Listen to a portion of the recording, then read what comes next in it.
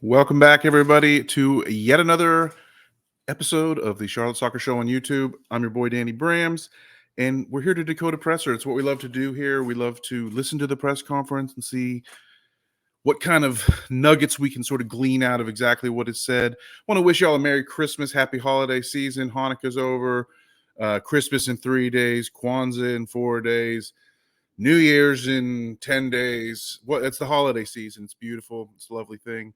And I am repping a brand new jersey that I got myself for the holiday. And of course, I opened it early. And it's a Rangers kit in honor of Scotty Arfield. And I got this. It says Ramsey on the back. It doesn't say Scott Arfield. Shout out to Aaron Ramsey, Arsenal DNA, and a fine Welshman playing for a Scots club. But I would have hoped it would have said Arfield, but couldn't do it. I don't know if he wore this shirt ever. I think he did. And yeah, I got it at Rare and Retro Soccer. So there you go. If you have been listening to the podcast, you know they were kind enough to buy a couple of ad spots on the show for the Christmas season, and we had fun promoting them and working with them. Hope to work with them again in the future. And I took advantage myself of that discount code and bought myself a Rangers kit. Feels great. It's definitely a European sizing, but hey, what can you do? Check out Rare and Retro if you hadn't. The code still works, I think, even though I don't believe they have any more ads paid for on the show, but certainly they're more than welcome to buy a few more if they like. If the folks out there listening did enough, then maybe they will, or maybe they won't. Who knows? I am here to decode the Dean Smith presser. It happened a couple days ago. I was in the room, so I kind of was there. I know a little bit about it, but want to talk about it with y'all on the video stream. Got my extra large coffee here from Burn Berry, another local business that I love to support. That free to purchase some ads on the show if they want.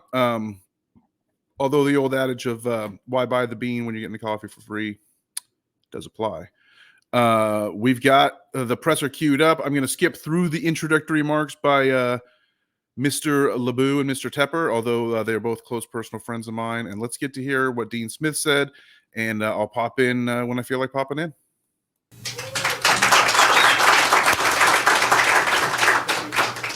Soren, you want to come up too?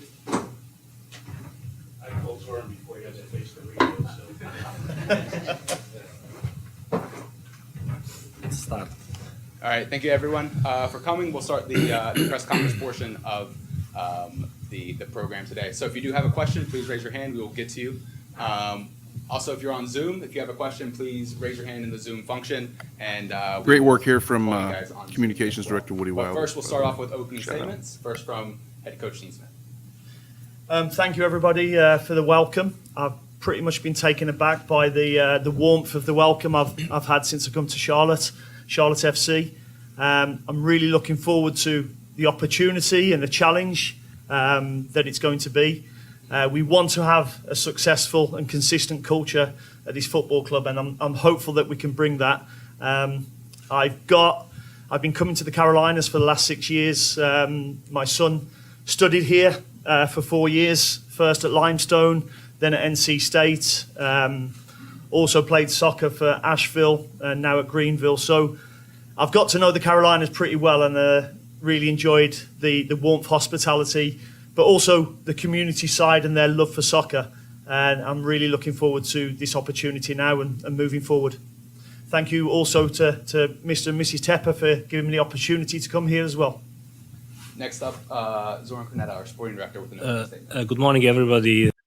First off, just want to pop in and say Dino nailed it. I mean, that's about as good as an opening statement as you can get. Talk about happy to be here. Talk about setting an expectation. Mention the local flavor, the local culture. Talk about your roots. Thank the man who hired you, the owner who made it all possible, signing your checks, and well done, Dino. Thank you for coming. So many of you are great, looking very good. We are super excited to have a dean in the house. It wasn't easy. It was a very collaborative, very long process. It took some time. We're extremely happy to have a dean, to land the coach of his caliber, to come to take us to the next stage, to the next level, where this club should be, as Mr. Tepper said, and Joe, we are not happy to be a playoff team, just a playoff team. We want to be a winning team. We want to be the team that hosts MLS Cup one day in Carolina, in Charlotte. So I think Dean is the right person, right personality, right leader to take us forward. Thank you. All right, thank you guys. Now we'll open up the questions again. Another If you just have a question. absolutely exactly what we wanted to hear, needed to hear from the Z-Man. Playoffs are no longer good enough. It's not the goal to get to the playoffs anymore, which as it was last season. The goal is to win MLS Cup, and Dino makes that possible. Please For raise sure. your hand and we'll get to you. We'll start Let's off hear some with, questions, shall Will we? Blotcher. Hi, Dean. Will Logic from Charlotte FC Radio. Welcome to Charlotte. What was it about this project and MLS in particular that led you to want to pursue this project? I think the club is in its infancy. It's only 2 years old in terms of playing, but it's got real ambition and it fits my ambition. And that was the biggest thing for me, that I wanted somewhere where I'm going to be challenged. I want to be pushed all the time. So this was a challenge that I really looked at, that I thought was exciting for me. And when you're excited, I think you get great things from people, and hopefully we can go and get great things. And the MLS for me is a league that's growing, and it can be taken lightly at your peril. I've seen enough games over the last 5-6 years to know that it's tough, but we can make a real impact, and that's what we hope to do with the squad and the roster we've got here. And if I can follow up, in terms of your experiences, what can you draw upon from an experience standpoint that you feel like will help you with this job here at Charlotte? In terms of coaching, I've been through everything, from taking over from a good friend of mine at my first club, Walsall, who was 7 points from relegation and keeping them up that year, working on shoestring budgets, to going to the club that I followed as a child, Aston Villa, and getting them promoted to the Premier League, keeping them there, having a winning record. So the experiences that I've had, both at the lower level and the top level, and working with players, and that's the biggest thing. The players are the ones who go and perform, every week on the football pitch, and we need to make them the best decision makers we can. Couple things. Love Willie P getting a quick follow up in there. Make sure you get 2 questions in, Will. Love that. Don't waste your chance. Enjoy the answers. Talk about ambition. Talk about challenge. Love that he called it the MLS.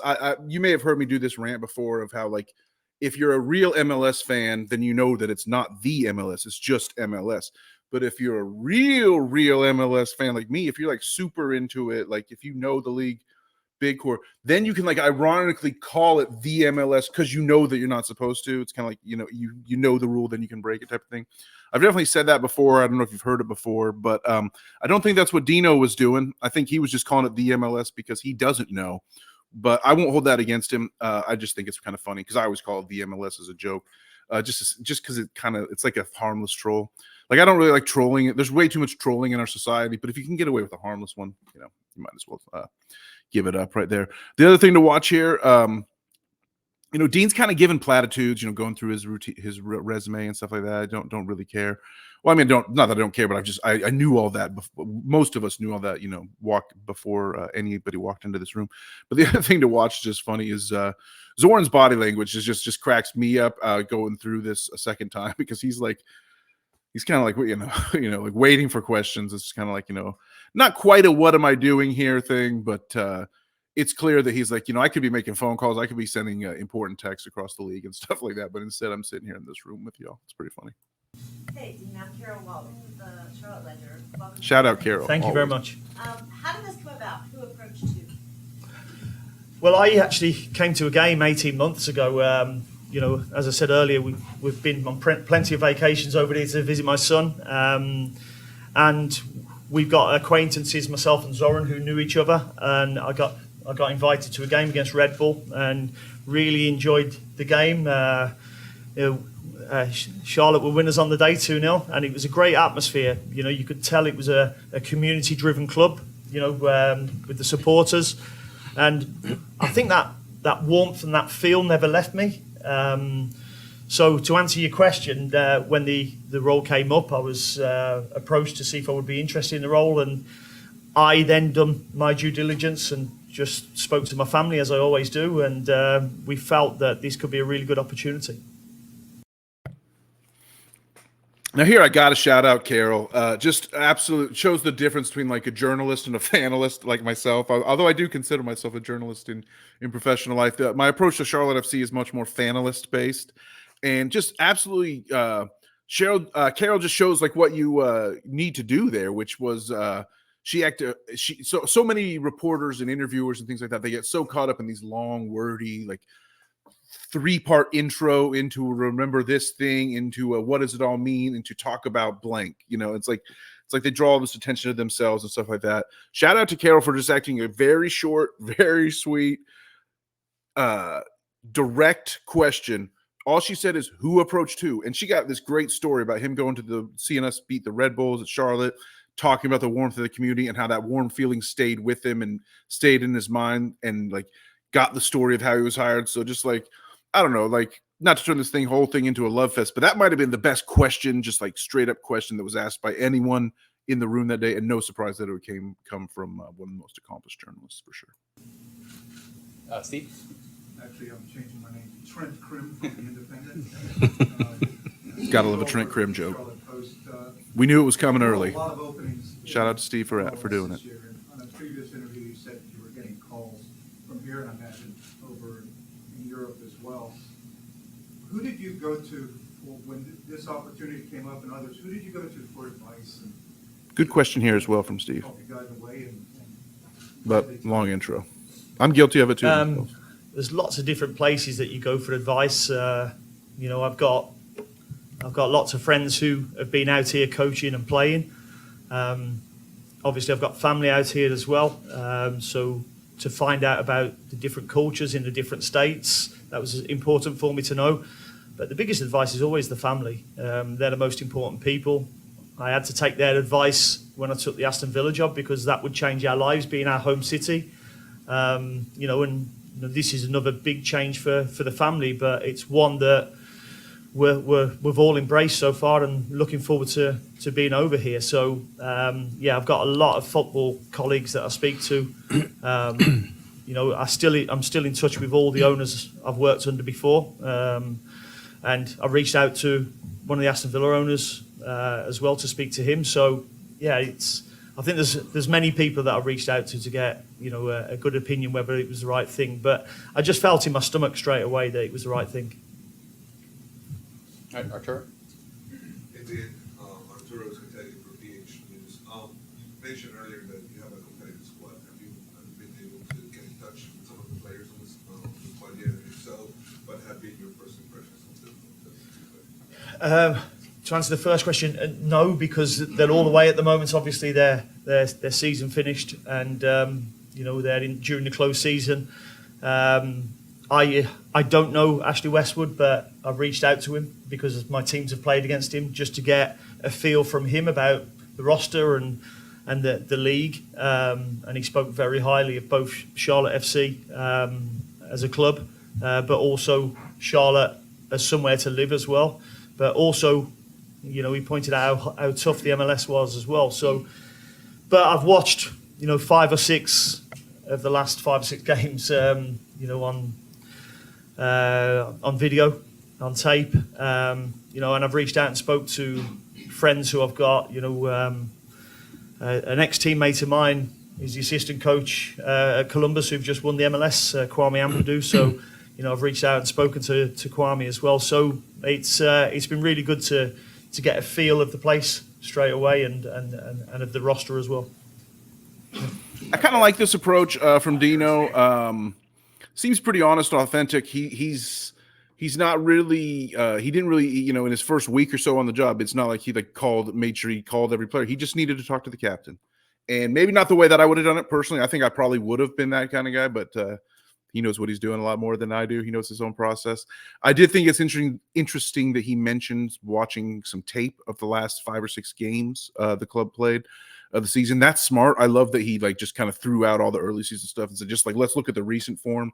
And he's got to have some good things in his mind about Kerwin Vargas if he watched those matches for sure. I wish he would have commented a little bit more on specific players here, obviously, but obviously I also know why he didn't. For the Charlotte Business Journal, I'm curious for both of you. Joe just said clinching a playoff spot on the last day of the season is not good enough. And Zoran, you said you'd like to host an MLS Cup, obviously. Back to the setting a new goal here, which I think is good that people harped on and kind of reset and went back to. Well, for me, first and foremost, I think that's set a bar already. So my job is to develop players. If I develop players, then the team develops. And if the team develops, then we start winning football games, soccer games, and we get into the upper echelons of the regular season league. And that's what we need to do. If I sat here and said I hadn't come to do anything but win the MLS Cup, I shouldn't have been hired. Because the role is for anybody is to be as ambitious as possible, and my ambitions are to bring the MLS trophy here, whether that be next year, the year after. But that's my ambitions, and the players will know that as soon as they get here. Well, to be honest, I already said, and our ambition is to be much higher than we were this season. It's easy to hide behind the ninth spot, playoffs first time, and say, okay, job well done. We didn't feel like that. We felt the job was not done well, that we felt we lost too many points. We felt the team was much better than the league place was at the end of the season. We came all here to kind of bring medals, win titles, play in a Champions League, maybe one day in a World Cup. The Club World Cup is coming to America 2025. So I think when we look at the end of the season and done the review of the season, we just felt we came short of our expectations are, what the ownership expectations are, all of us really. It wasn't like the owners want one thing, we want different.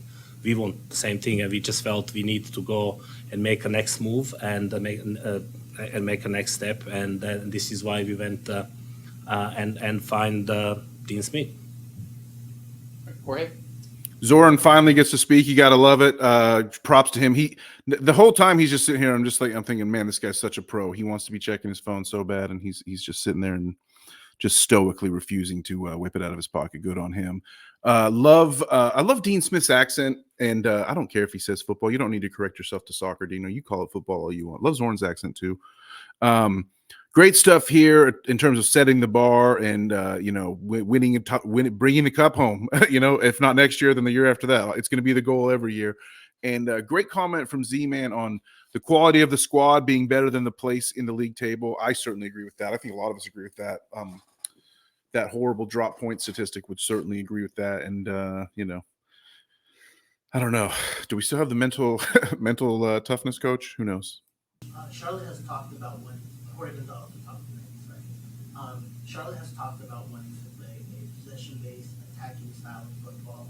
We've seen that slightly with your Brentford team and Aston Villa. I just wondered, from your perspective, what would you say is your coaching philosophy? Talking about tactics style here. From Top First Bender. and foremost, it's to come in and assess the squad first, and see how adaptable they are in terms of playing style. I can sit here and say my playing philosophy is the same as Pep Guardiola's or Jurgen Klopp's, but we haven't got their players. So I think Latanzio did say that. My playing style has always tried been, to. if we lose the ball, win the ball back quickly and go and score as quickly as we can. Yes. And if we can't, then we retain possession and find different ways to scoring. And that will continue through all the clubs, because the game doesn't change in that sense. You've either got the ball or you haven't got the ball. And I want my teams to have control with and without the ball. But we want to excite fans, and attacking football excites fans. So that's what we want to try and do here. God, we need it. Yeah, follow up. Great to hear it. What stood out about Dean versus a guy maybe with the star power of Frank Lampard or the experience of Rodney Freeman? Jorge squeezing in a follow-up. First for of all, Z-Man. I wouldn't like to kind of comment on any other candidates. We done a comprehensive, long process. It took about 3-4 weeks, where we interviewed a number of candidates. And to be honest, Dean stood up from the very first moment. You have to go through the process, and you have to come up to the final line of that process. And experience, number one, leadership, number two. I mean, not necessarily in that order. I'm just mentioning ability to make the players better. And I think it's his desire to come here. That's very important. He wanted to be here. He wanted to kind of actually take us to the next level. that last point is so important. You heard me and Johnny Hayes talking about it when we were talking about the coaching search.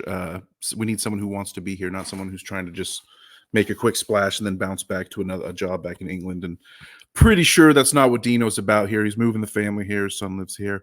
I'm sure Todd Binner would have loved Frank Lampard to be the hire, since he's all about that star power. But I think I speak for most of us when I say thank goodness we got Dino instead of Frank. Sam Spencer with Twin City Nerve. I wanted to talk to you about squeaky bum time. So after your Leave it to Sam to get the first smile and laugh out of the Gaffer with this question. Love you, Sam.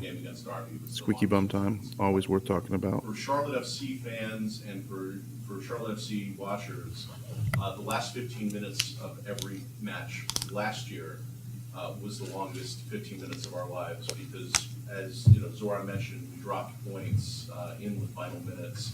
How do you think that your experience in clutch time can help lead this team and keep us from dropping those points and keep us higher up on the table? I think one of my biggest strengths is my emotional control. I tend not to get too high, not to get too low. And I can tell a story before that playoff final where I was with John Terry, who was my assistant at the time, and we'd been for the run round Wembley Stadium before the game, during the morning of the game. And then we sat having a coffee, outside the stadium. And John Terry, who'd won the Premier League so many times, the FA Cup, the Champions League, said, "How are you so calm?" And probably the way my brain works, well, we've played Derby County twice already this season. We beat them 3-0 away. We beat them 4-0 at home. We're playing on a neutral pitch here. And if we played them on a neutral pitch 100 times, in my head, we'd probably beat them 94 times. So for me, we were favourites to win that. And as long as our players performed and were calm as well, we would go and win that game. But things happen in soccer where things can change. You bounce to the ball, an official's decision. And it's important that you remain calm in them situations and make calm decisions. And I think my experience has taught me to do that. And to follow up on something you said, you said we don't have any of Pep Guardiola's players.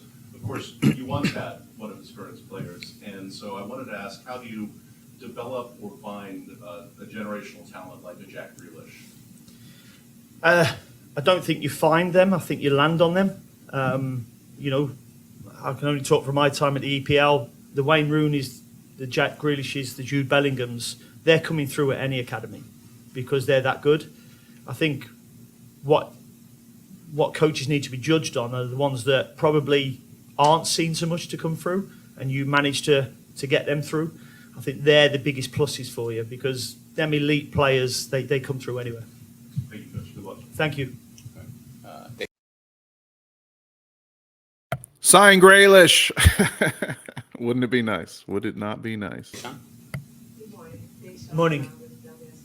You shared at the beginning that this role fits your ambition. What do you see as the greatest challenge? I've always wanted to challenge myself by not being in the UK. I know the UK. I've been there professionally for 36 years, and I've always wanted to go and challenge myself. And I think this is a great opportunity to do that. The ambitions of the club, from the ownership all the way down to the supporters, is massive. And it doesn't matter that the club is in its infancy. We still want to be ambitious, and we still want to be successful. So for me, it was a great fit, really. Thank you. So this is why you listen to these things back. This is the second time that I didn't really realize was such a strong theme. But this is the second time in this presser that he has said the word challenge myself twice in an answer. It really speaks to that whole thing that I'm trying to hammer home of he's not here for the short term. He's here to build something. He's here to put down roots. He's here to build a club. You talked about him liking he still feels he's getting on the ground floor of something on its infancy. And he said challenge himself. He's here to do something he's never done before. He's not walking into this job saying, I've got it all figured out. I know exactly what I'm doing. He's here to challenge himself. He's here to get better at his job. In his mid-50s, he wants to get better at his job and do something he's never done before to grow. And you got to freaking admire the hell out of that. Scott Fallon from the Charlotte Observer. Welcome, Dean. Thank you. I'm sure you're aware you share the name of the legendary coach, North Carolina How long, I mean, is that sort of been? Leave it to the columnist to ask the Dean Smith name question. Of course. Shout out to Fowler. No, not at all. I mean, anybody who puts Google in and puts Dean Smith will probably find a UNC coach. So, yeah, I've done that many a time. He has Googled himself. It's funny, in the UK, the FA have a model, a four-corner model, technical, tactical, physical, and mental. So I became aware of Dean Smith from UNC's four-corner model. And I believe that if I'm half as successful as he has been during his career over in Charlotte, then I'll have done a good job. Christian? Wonder how many times he said that line Thank since he you. got this freaking job, huh? Probably about 50. How many more? Where do you see the league as a whole now compared to everywhere else? Well, for one, it's got the world's best player who won a World Cup and lifted the World Cup last year. So that's not a bad start. But the MLS is rising. It's a good tactical, Norman wants to check his phone physical, again and so bad technical here. battle. Look at him. You know, there's a lot of up and coming Killing it. coaches here now. There's the standard is very, very good. I'm not going to compare it to any league really, because I think it's really you actually can't. You know, you can't really compare the EPL with the La Liga because they are so different culturally. But it's one that is challenging, and that's what I liked about it. He's right there, but he's also speaking very generically because I don't think he really knows Thank the you. league yet. So give him 6 months on that. He'll probably have a better answer to that question. That doesn't have promotion or relegation built into it, but also what are the challenges of managing these things? Well, promotion relegation doesn't really matter to me because I've always been driven from a need to be the best. I almost can want be, to skip this question. This and then push other players and people to be the best they Pro can rel. be. So I've always had an inner Pro rel's challenge. not happening in the United States, so why ask that's about it? But that's driven me. There's a lot Just of my people out there thoughts. who will always say or point out what you can't do, and my driver has always been to prove people wrong. And people will say it's going to be really tough for a club that's only 2 years old to go and win the MLS, and already that's my driver. So, to push myself and to push the roster to be the best that they can be is going to be really important for me. We'll do a couple more in the room, and then we'll move Zoom. We'll go you Carlos can see first. how important man management. That's another thing everyone talks about when they Thank you, mention Carlos. this guy. Do you know we have a very good supporter here in Charlotte? It's too many Latinos. You have a big community of Latinos here. What you can say to them, especially about respect for the ministry, But to the Latino community, Latino community? that for me, Because, sorry, they are very passionate when they see their soccer.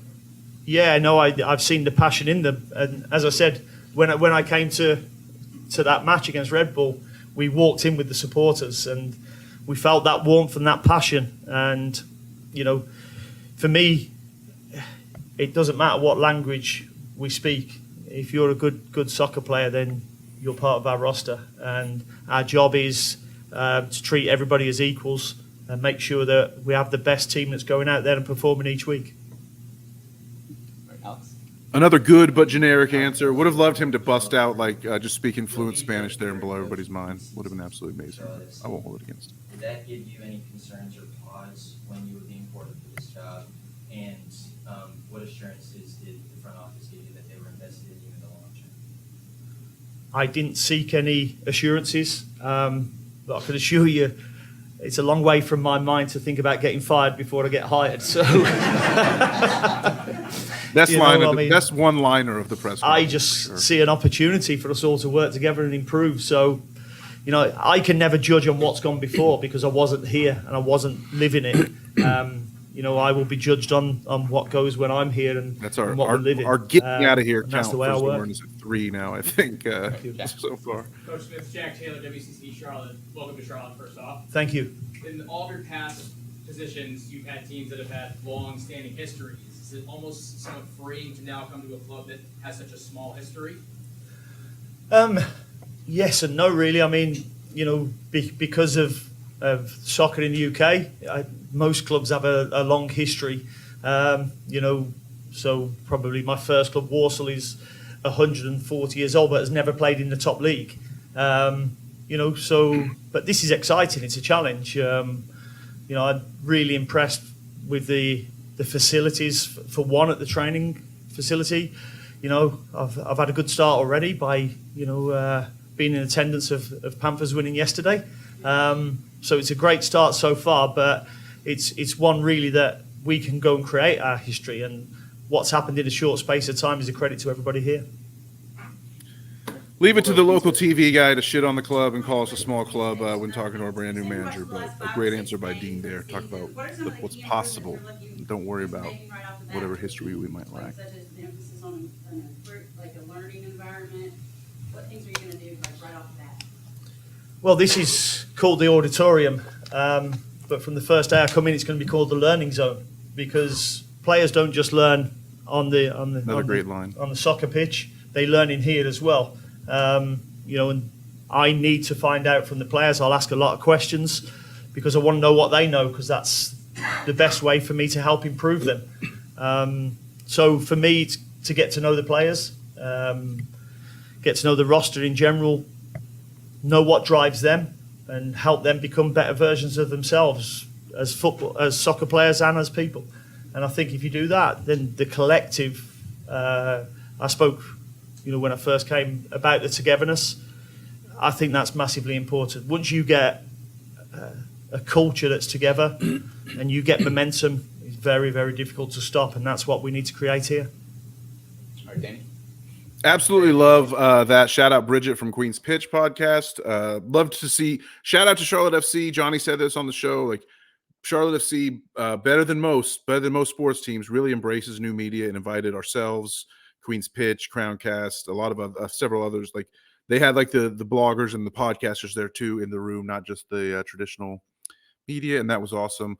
Love to hear Dino talk about the learning zone. We're gonna have to start calling the AHPP is now called the learning zone. It's officially dubbed the learning zone, according to Dino, and I love that. I love his like comprehensive approach to man management. He seems to have a really good grasp on what his job is, which is I make the players better, I manage the team relationships better, and all of a sudden our results come up from that. You can't fault him. It's very Nick Saban-esque from the college football world, which, like, trust the process. Don't go out there and try to win. Just go out there and try to do your job as best as possible. And you can't, and then you'll just win by default because you were, doing the right things better than anybody else. So I love that. Love to see that ethic installed and instilled in the Charlotte FC hearts.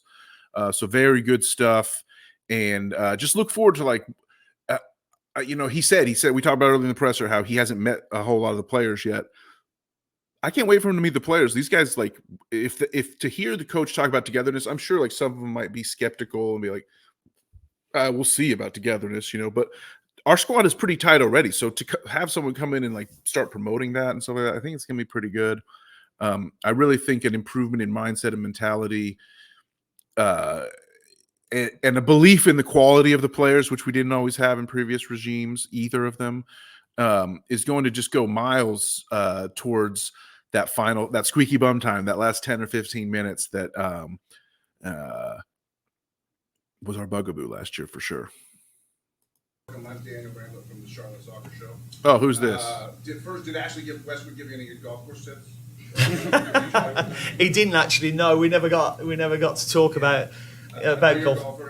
Made him laugh. Got to make him laugh. How much have you learned about the fan culture, the supporter culture here, and what's your message to our supporters, our hardcore supporters, about the match day atmosphere that we can bring to help the squad be as most successful on pitch? Well, I think coach. From the numbers that we get into the stadium for the home games, tells you its own story how much they support this football club, and our job is to make sure that we make every team that comes to play us at the Bank of America Stadium dislike it. We want to make a siege mentality where it's us against them, and go and get as many points as we can. Make it a real tough place to come, but enjoyable certainly for supporters and ourselves. All right, we got time for a couple more. We'll get the Zoom. Fun moment for me there. I got to ask Dino a question at the intro presser. Obviously, I wanted to know, we talked about this on an episode of the show, but just important to me, our brand is fandom. We are fanalists, and I wanted to hear you know, I've always talked about my strong belief that like the supporters are a staple, a peg leg of the club. Like if the club is like a three-legged stool, it's like the players, the administration, and the supporters are like the three legs that like support the club. So we have a job to do on match days, you know. So that's why I asked him. I was like, coach, like tell us what you need from us. What do you know about us, and what can we do for you? Maybe a little bit of a homerish question, maybe a little bit of a softball, but hey, like I said, it was a softball game, so let's throw some softballs. A couple more questions here, and then we will finally let Zoran get up and leave and check his phone for sure. Zoom right now. We'll start off with Charles Boehm. These questions are coming from MLS national writers, by the way, on the Zoom. Yep, we got you. They're going to try to trick him. Thanks. This is Charles Brown, MLS Soccer. I have two questions. They're different topics, so I'll ask them separately if that's okay. First, for Zoran, I wanted to ask what lessons you've taken from the first two seasons, specifically about roster building that you think you'll apply for this winter's activity. Is it a question for me? Or? Yeah. They're trying to trick. They're just happy they it's a still building process. You know, we have national some writers players are so finally happy they left get to talk us. to Zoran. They There don't might care be about some these players that will be leaving. That's a part, parcel of the game. That's normal. We're going to improve. We need to improve. We know exactly the positions we need to improve in the roster to give the deans the best tools and the best chance to succeed. They'll never forgive this guy for his initial roster construction. There's a lot of fear over the weekend about the MLS decision not to field the first teams in the Open Cup next year. And then they hit him with the Open Cup question, of course.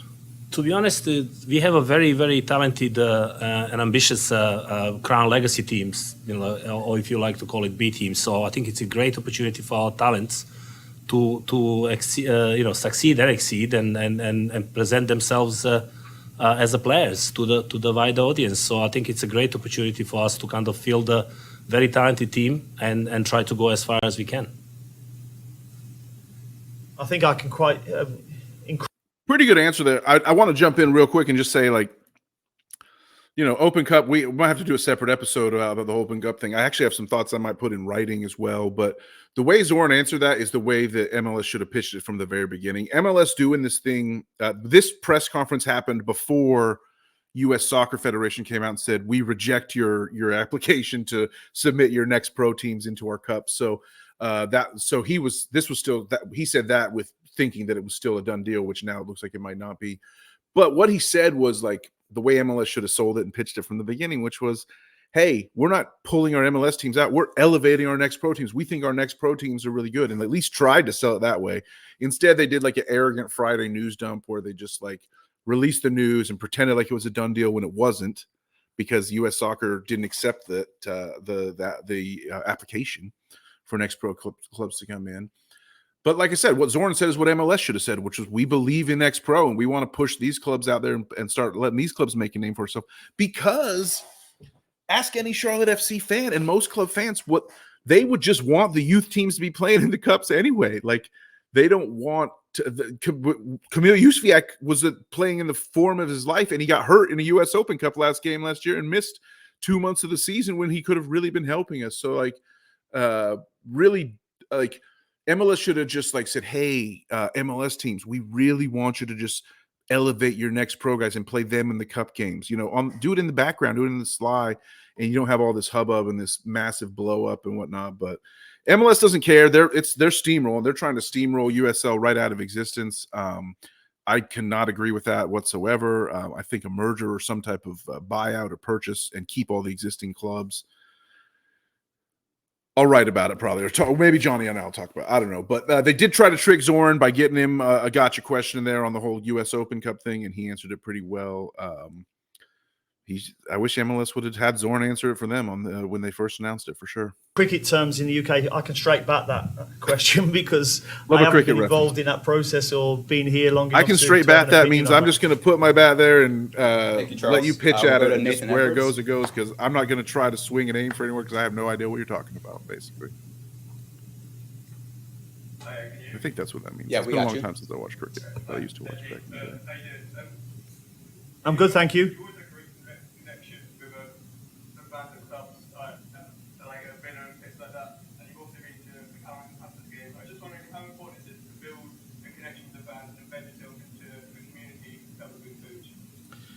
Really important. I feel that every club I've been at has had communities and community projects that we're in a privileged position of either coaching soccer or playing soccer, and as much as we can do for the community is going to help bring that togetherness for the football club. So fully committed to helping the communities that I've worked for previously, and still in contact with a lot of them, obviously being close to my childhood home with Aston Villa and their community program still. So I will certainly be encouraging the players, and I'm sure they are already, to the community adventures that we follow at this football club. Yeah, I mean, Right, Charlotte two FC more. does a We'll lot of start good with stuff. Kenneth Lee on Zoom and then Undeniable. end with Emmy. Shout out George Mark's Laundry Project, among many other projects. Kenneth, you there? Kenneth. Here we go.